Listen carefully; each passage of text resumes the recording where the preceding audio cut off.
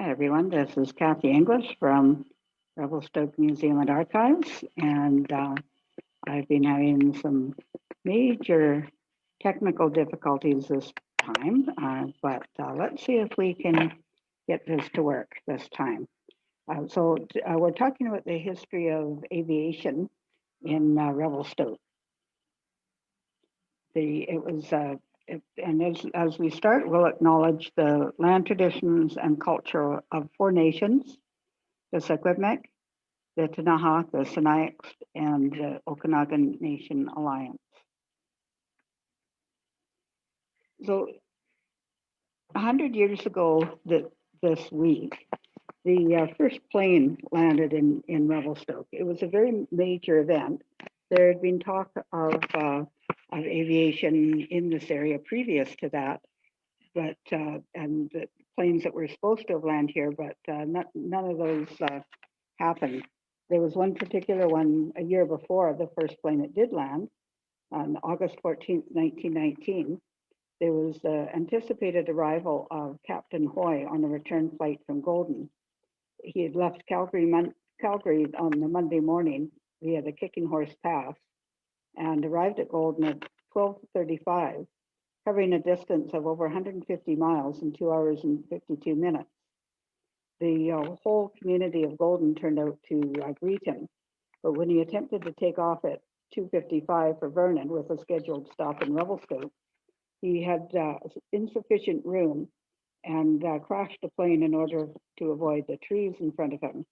He escaped with a slight injury, but for some reason the plane did not rise quickly enough. And though there appeared to be ample room for takeoff, Captain Hoy found it necessary to bank sharply to the left to avoid the trees. And when about 50 feet, the plane slipped to the ground, sitting on the side of the wing, swinging around and burying its nose in the opposite direction.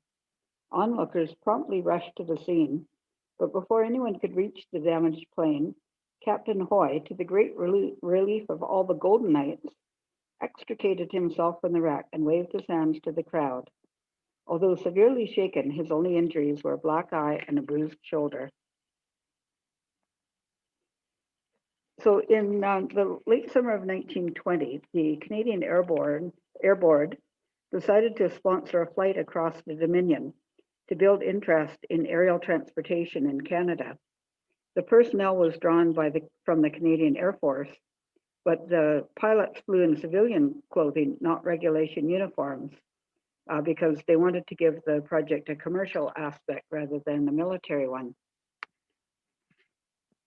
So when you talk about a Trans-Canada flight, I always assumed that it was one plane and one crew, but it was actually a series of planes and crews that flew across the country as part of this trip. When they started off from Halifax, the first passenger was Lieutenant Colonel Robert Leckie, Director of Flying Operations of the Air Board, and he was given a pouch of letters from the Mayor of Halifax to be delivered to the Lieutenant Governor of BC and the Mayor of Vancouver. So they set off from Halifax on October 7th. And as I say, they made several stops and changed personnel and planes. The final hop from Calgary to Vancouver was scheduled in a de Havilland 9, piloted by Captain G.A. Thompson, who later became the Western Superintendent of Canadian Pacific Airlines. And he was also accompanied by Lieutenant Colonel Arthur Tyree, who had been the commanding officer of the Canadian Air Force, and he was the one at that point in charge of the airmail pouch. They left Calgary on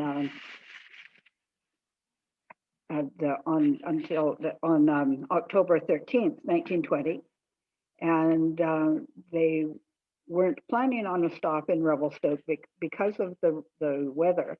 They decided that they would have to stop in Revelstoke.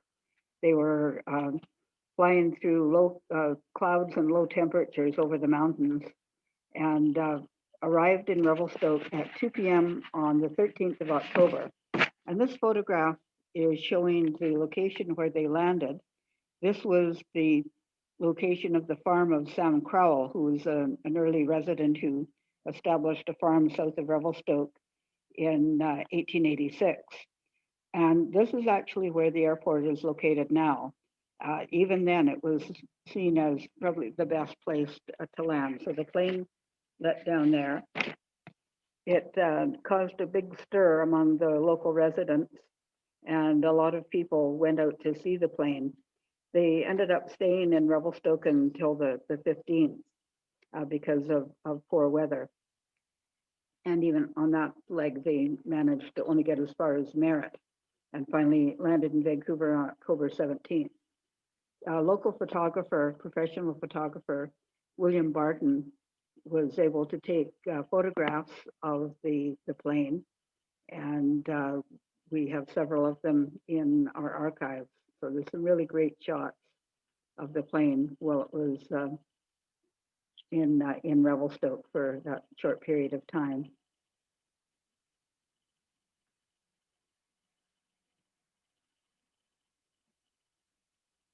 That's the pilot Ty Lee next to the second in command Ty Lee next to the plane, and next to him is Guy Barber, who is a local jeweler and a well-known citizen of Revelstoke.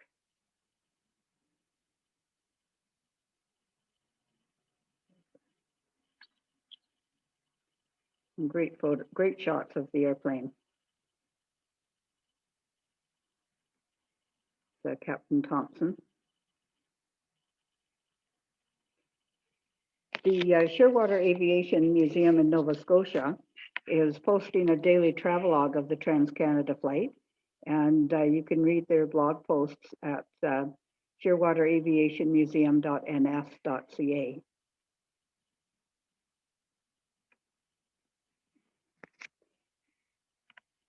The newspaper also recorded about how excited the locals were about this trip.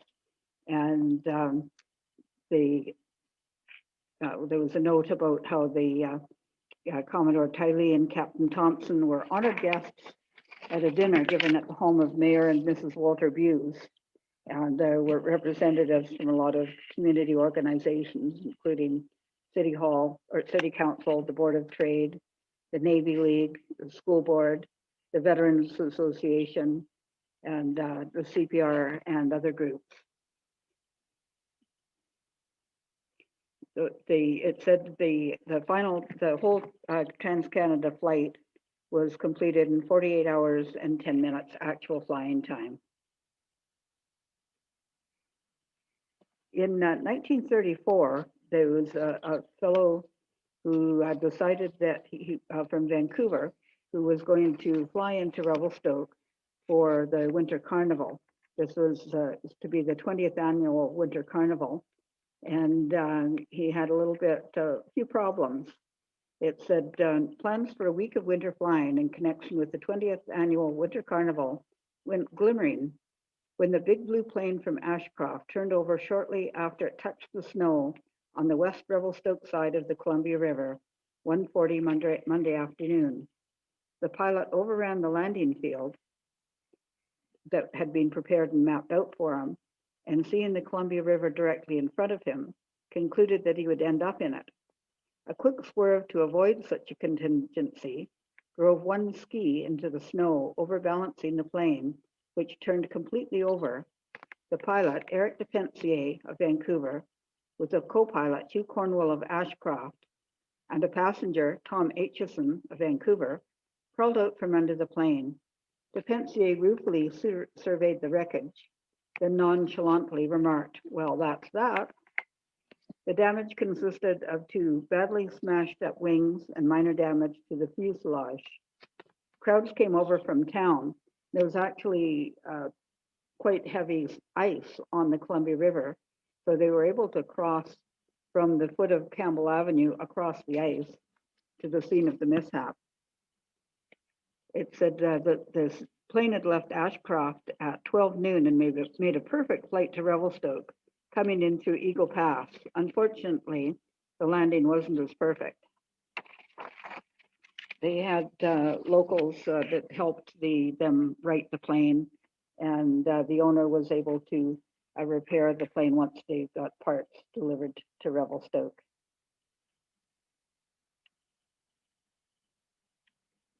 But we just recently received this photograph and was quite excited to see it. We haven't been able to identify exactly when this plane was in Revelstoke yet, but we found out that it was in service from 1929 till about 1939. It was de Havilland DH-60 Moth, and you can see it has float. So it landed on the bank just below Columbia, or below Campbell Avenue on the Columbia River. So hopefully, it's a little bit more research, I'll be able to identify exactly when this landed. I'm pretty sure it would have gotten into the newspapers because that would have been a big deal, any plane landing in town. It was, I'm speculating at this point, but it could have been piloted by Howard McDonald. And Howard McDonald came to Revelstoke again in 1938 with this plane, which is a Blanca CH-300 pacemaker. And Howard McDonald was born in Revelstoke in 1908. He joined the RCAF in 1927. In 1928, he was loaned to the Post Office Department to act as a flight engineer on exploratory flights in connection with the newly proposed Trans-Canada Airmail. He had a remarkable career as a pilot and bush pilot. He joined Alaska Yukon Airways and later Canadian Airways. During the war, he resigned and rejoined the RCAF, became a flying instructor and did a lot of flying for the RCAF. He came to Revelstoke quite a few times because his family still lived here in Revelstoke. In fact, they had a house that's at the very end of Campbell Avenue. So it was convenient for him to land the plane just below the bank. This plane that's on the slide now, came to Revelstoke in 1938, May 17th. And Howard McDonald at that time was visiting, said for a couple of hours, said he arrived by airplane at about 10 o'clock that morning from Red Pass Junction, west of Jasper, which he left at 8:15 that day. He came with his wife and his dog, who were noted as the first woman and first dog to make the Trans-Canada flight by pontoon plane. They'd left Montreal 2 weeks earlier. And due to the fact that few lakes or rivers on the northern route were free of ice, they were delayed in their Trans-Canada flight. They made a perfect landing on the Columbia River at Revelstoke, drifting slowly downstream for a short distance in order to taxi into the backwater of the river within a block of the house in which Mr. McDonald had spent practically all his youthful days. The newspaper said they left here at 2 p.m. after disrupting the school attendance. It seems the school children just wouldn't go to school until the plane left. So Monday afternoon, for a time, there were many empty desks in the classrooms. The adults of the town were well represented on the riverbank to give a hearty welcome to their townsman, who has gained much experience in the air service since leaving here. They made another stop at Kamloops. Said the airplane was expected to be put into service on the Pacific coast. McDonald again was here in 1943 when he was piloting this float plane that was known as a Grumman Goose. At that time, he was a flight lieutenant with the RCAF, and on this trip, he brought air cadet officers. Newspaper said, zooming over the city last Saturday afternoon, a plane from Vernon brought children and grown-ups from all sections of the city to the Columbia River bank off Mackenzie Avenue, where the plane landed after a perfect descent over Recreation Park to the mainstream of the Columbia River. At the controls was Flight Lieutenant Howard McDonald, who has acquired a reputation as a civilian pilot before the war and was an RCAF pilot since the outbreak of war. The plane brought Squadron Leader E.G. Simmons, Command Cadet Liaison Officer, Vancouver, and the honorary squadron leader of the Air Cadet League of Canada. And they attended a meeting in Revelstoke where they were trying to encourage local youth, boys between the ages of between grades 11 and 13 to join the Air Cadet program. Howard MacDonald in 1967 was boating off of West Vancouver when there was an accident and he was presumed drowned. But a really remarkable career.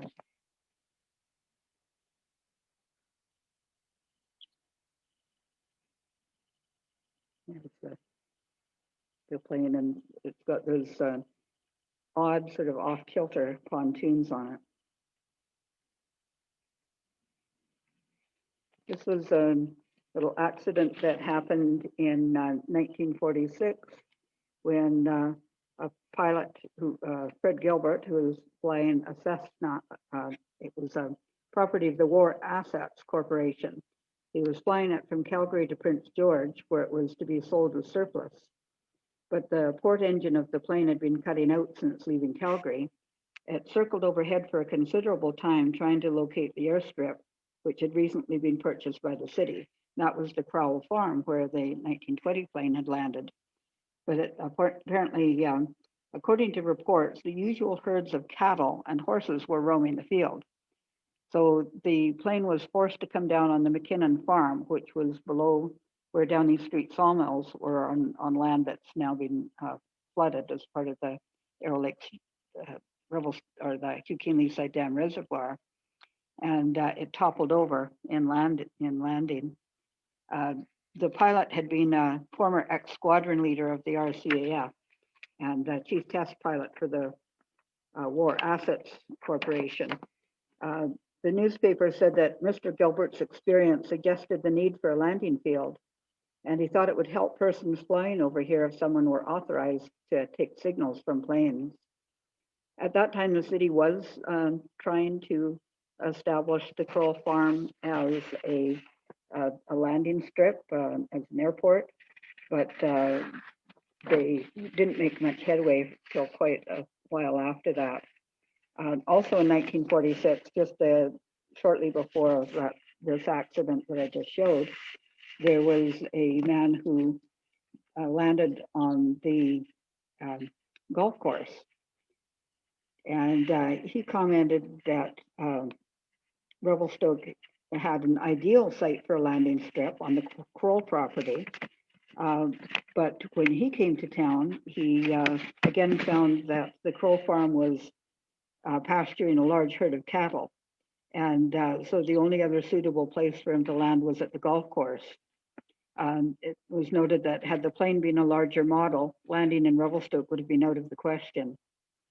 At that time, McElroy was operating the interior branch of Brisbane Aviation Company with headquarters at Kamloops. And he was accompanied to Revelstoke by former Flight Lieutenant Ken McDonald, who then was a sales rep for the Standard Oil Company of BC. And they came specifically to investigate the possibility of developing a landing field. The pilot, Johnny McElroy, had been a well-known World War II flying ace. So as a result of his recommendation, the city really did try to develop the field at the former Crowell Farm. But it took quite a while before they were able to successfully do that. They were trying to get funding in 1950. That they sent a letter to the Minister of Transport. The city, in their letter, said that we did considerable work during the summer of 1949, and we cleared, grubbed, and partially graded a strip 2,600 feet long by 300 feet wide. And in the center of this strip, we have completed grading of a length 2,600 feet by 60 feet wide in order that planes may land. We are very anxious to complete the 3,000 foot fully graded to its full width of 300 feet. They'd already spent $8,869 in purchase of the land and development of the site, and they required further financial assistance. But the Minister of Transport at that time refused their request. He said, as a result of an extensive study into the economics of possible scheduled operations through Revelstoke, there does not appear to be sufficient traffic potential to warrant public funds on such a project at the present time. They were encouraged to apply at a later date. And of course, they didn't have air traffic here because they didn't have a proper airport. In 1952, the city received a letter from a company called Photographic Surveys, air survey engineers, asking that the city bring the airport up to the licensing standards. He said, the company said, we propose to operate an Anson 5 aircraft from your field for a considerable period this season, and we are very eager to know as soon as possible whether the field will be serviceable for this type of aircraft.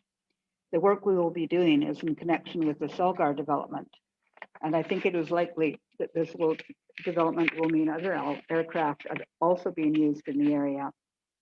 As a result of this letter, the city again corresponded with the Department of Transport, asking for the requirements for licensing, and they were told that they would need to install boundary markers, windsock, and telephone nearby, and recommended that the airport be developed to 3,200 by 500, and that the trees be cut down on the north approach, 3/4 of a mile back, and the telephone line at the southerly approach removed or placed along the top of the fence line.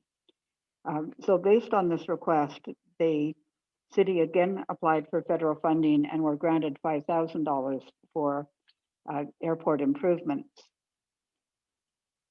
And you can see in this map from the Surveys and Mapping Branch of the Department of Mines and Technical Surveys in April 1959 that there was an airstrip there, and it indicated that it was usable all year, but it also mentioned that there was no snow removal, there was no lighting, no radio, no hangar or servicing, and at that point it was still not licensed. So it was still very rough airstrip, but it was starting to be developed. And by in 1963, there was a fly-in from Vernon and Kamloops with 7 planes from Vernon and 1 from Kamloops, who descended in perfect order at the Revelstoke Airport Sunday morning. This was in August of 1963. So it was the largest number of planes to arrive at the airport in its 14 years of operation. They had a 3,500-foot runway that impressed the visitors.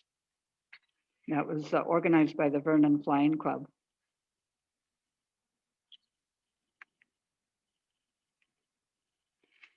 In 1967, with the work on the High Arrow Dam or Ukimi Side Dam at Castlegar, and the recognition that there was going to be land flooded at Revelstoke, BC Hydro made an agreement with the city of Revelstoke that they would rebuild the airfield. They started that in 1967. The level of the field was raised about 15 feet, with more than 1 million cubic yards of fill to raise the strip above the high water level of the new reservoir. It was completed in the spring of 1969, and but not formally opened until 1970. The new strip was 5,300 feet by 300 feet, with a paved runway 4,500 feet by 75 feet. A local flyer, Bill Dickey, 1968.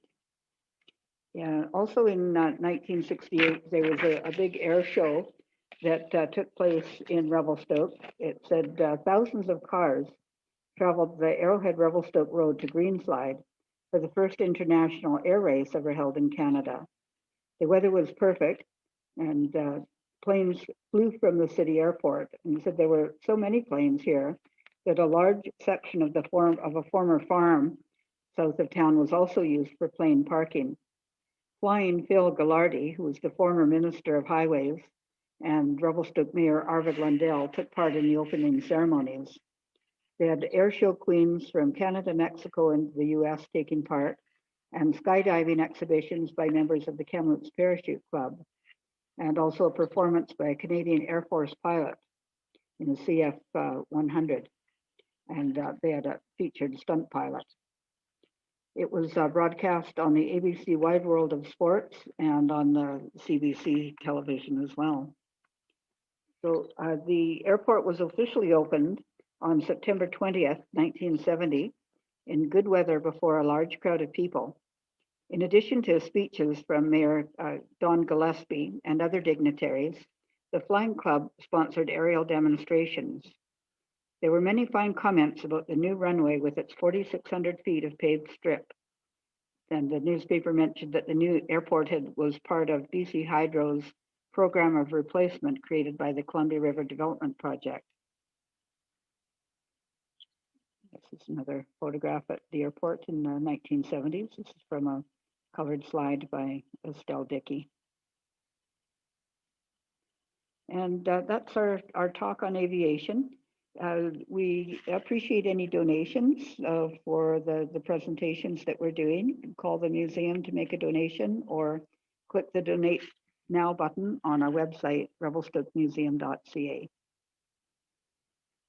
And our next presentation on October 21st is down the Columbia. There was this adventurer, Louis Freeman, who came up from California in 1920 with a filmmaker. They did a trip on around the whole Columbia River, and it was filmed along the way. Not sure whether the film was ever completed, but Louis Freeman did write a book called Down the Columbia. Quite an interesting adventure. So we'll be talking a bit more about that in 2 weeks. So thank you for joining us today.